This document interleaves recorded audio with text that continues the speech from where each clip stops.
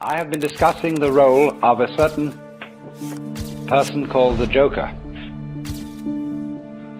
The Joker being the one who has insight into the fact that all our social institutions are games. The whole universe, all its forms, all the forms of biology, all the different species, the giraffe, the rhinoceroses, the baboons, the roses, the eucalyptus trees, etc., everything. It's a dancing thing going on, different styles. A waltz, a rumba, foxtrot, a frog, all are perfectly legitimate forms of dancing. So the universe does this. And we wouldn't want to say to any of those things, you shouldn't happen. Because they're all the great Maya, the great illusion, the great play.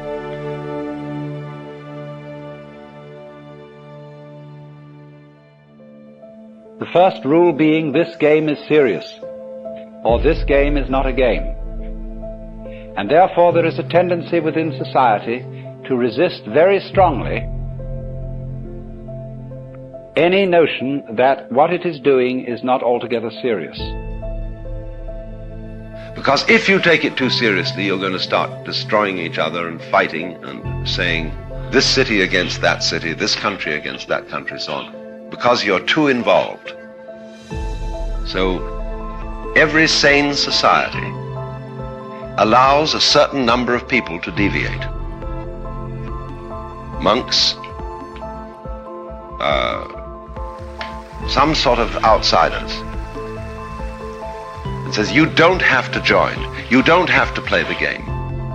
A society which is insane and unsure of itself cannot allow that to happen.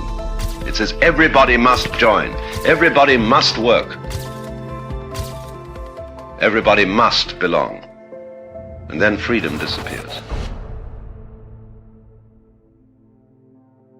The anxiety is if you say, well, you don't have to join, there are conditions under which you can go out, then a lot of people get together and say, well, what would happen if everybody quit?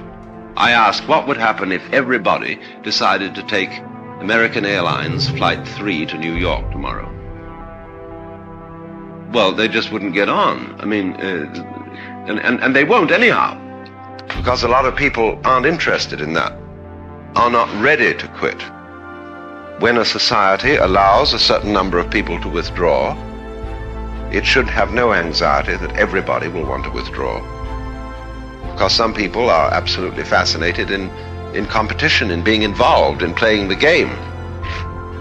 They should be. It's fine for them.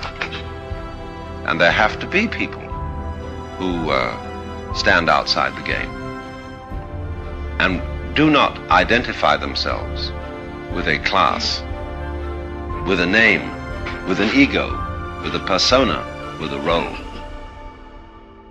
So, to play the game and to know it's a game can be quite fascinating, and not really giving the show away, but giving it away enough somehow. And that, you see, is the Joker's function. What he is doing then is he is in a point of view where he sees all that is going on as a game. He doesn't take anything seriously. But don't forget that that doesn't mean that he is simply shallow and frivolous. The thing that we have to understand, really, is that all the roles are the Joker playing them. And the Joker is looking at you out of all pairs of eyes. There he is. Only he's pretending very often that he's not the Joker at all. Oh no, it's just me. I'm not the Joker. Where is the Joker? Now, once one has seen the nature of the game, you realize that it matters superficially which of these two things happens, but it doesn't fundamentally matter, because all negative things pair with positives. There is no positive without negative, and there is no negative without positive. I heard a very amusing story, which kind of goes with these rugs.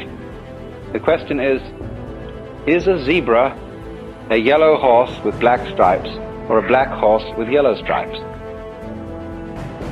The answer is it is an invisible horse which has been striped yellow and black so that people won't bump into it.